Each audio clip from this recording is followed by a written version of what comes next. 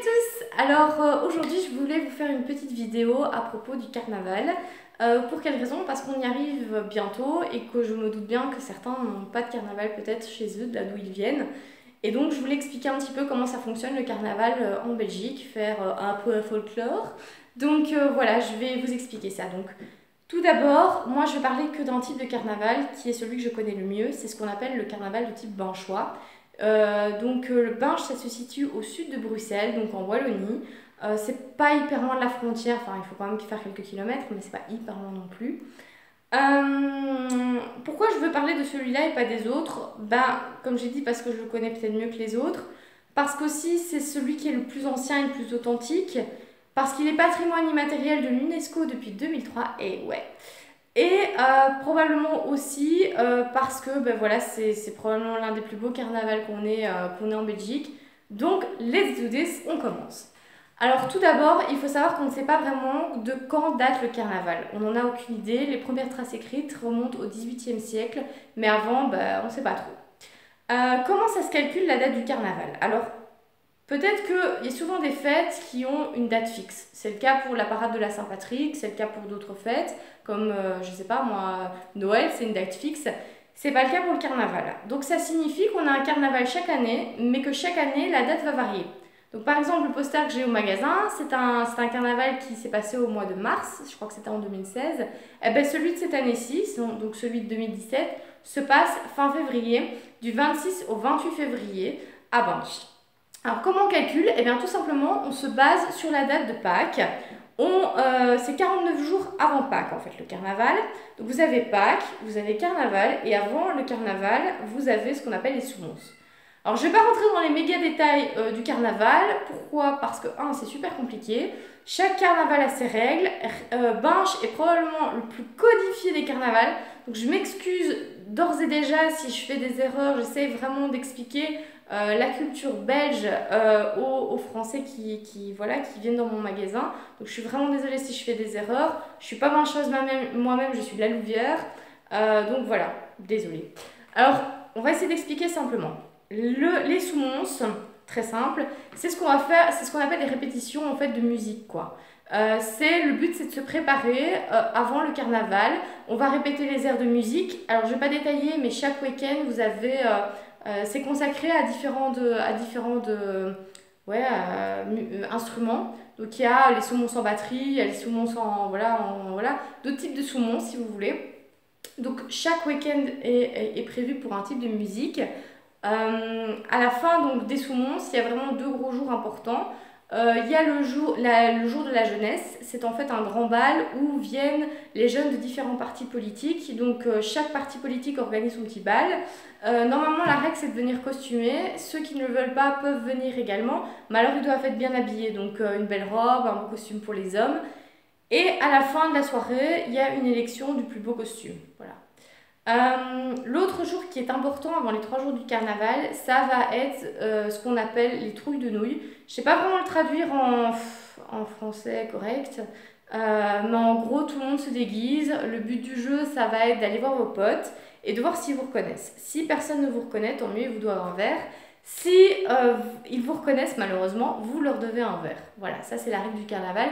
C'est quelque chose de très bon enfant, tout le monde peut y assister, il n'y a pas besoin d'être binchois pour assister aux trouilles de nouilles. Vous pouvez y participer, il n'y a personne qui vous dira rien. C'est très sympa à faire. Alors après tout ça, il y a 3 jours ça commence avec le carnaval. Donc il y a le dimanche gras, le lundi gras et le mardi gras. Donc le dimanche gras, c'est le jour où les Gilles. Alors, il faut savoir que les Gilles, c'est le personnage central du carnaval. J'essaierai de vous mettre une photo à la fin de la vidéo. C'est très compliqué de vous expliquer ce que c'est qu'un Gilles. Pour la bonne raison que c'est un personnage imaginaire. Le costume, c'est très difficile à détailler. C'est de couleur brun avec des empiècements de lions et de couronnes de couleur rouge et noire. C'est un personnage qui porte des sabots et qui est rembourré à l'intérieur avec de la paille. Voilà. Je vous mettrai vraiment une photo parce que c'est trop compliqué à expliquer. Alors il faut savoir que pour être Gilles à Binche, il faut normalement, donc il y a plusieurs règles. C'est pas le cas dans toutes les villes. Certaines villes qui ont des Gilles ont moins de règles que ça, mais Binche c'est très codifié comme je l'ai dit. Donc ils doivent être de sexe masculin. Donc une femme ne peut pas être Gilles de Binche, c'est pas possible. il faut être né à Binche. Voilà, donc ça c'est les deux grosses règles du carnaval de Binche. Donc ça veut dire que vous, en tant que touriste, vous ne pouvez pas être Gilles de Binche, c'est pas possible. Alors, il ne porte ce costume vraiment que le jour de Mardi Gras. Avant, le dimanche, ça va être un costume de type fantaisie. Donc, c'est-à-dire qu'ils vont porter un costume qui sera décidé en plus grand secret dans les sociétés de Gilles. Car oui, j'ai oublié de vous préciser, chaque Gilles fait partie d'une société de Gilles. Donc, dans une société, vous pouvez avoir, je sais pas, une centaine de Gilles. Chaque société décide donc de son costume, parfois même un an à l'avance, et c'est top secret jusqu'au dimanche gras. Donc les Gilles sortent, ils font la fête en rue avec de la musique, ils vont peut-être boire un verre au pub, enfin, au café. Désolée si vous entendez mon chat, elle n'arrête pas de pleurer. Le lundi gras, c'est encore une fois un jour dédié à la jeunesse. En général, les élus locaux vont offrir un verre aux jeunes.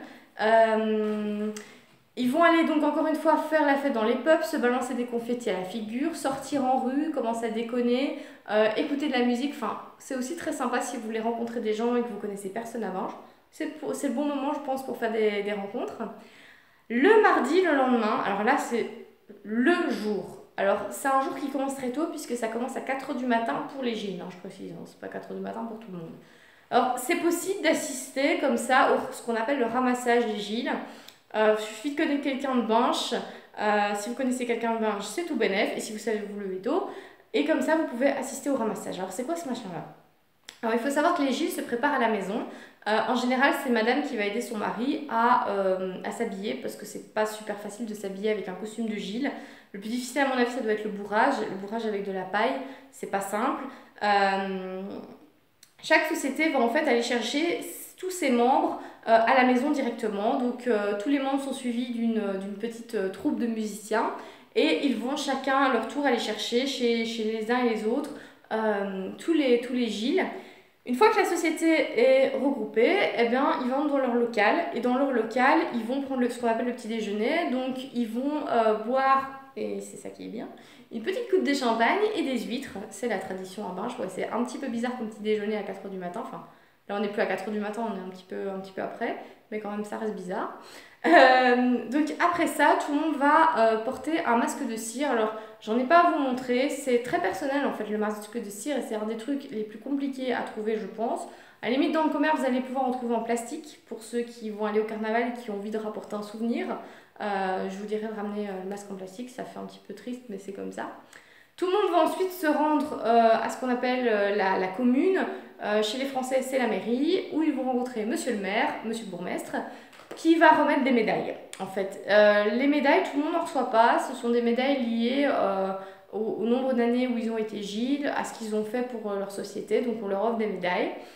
À la fin, un rondeau, enfin, ils s'amusent à danser sur la place. Vers midi, tout le monde s'en va, ils vont manger.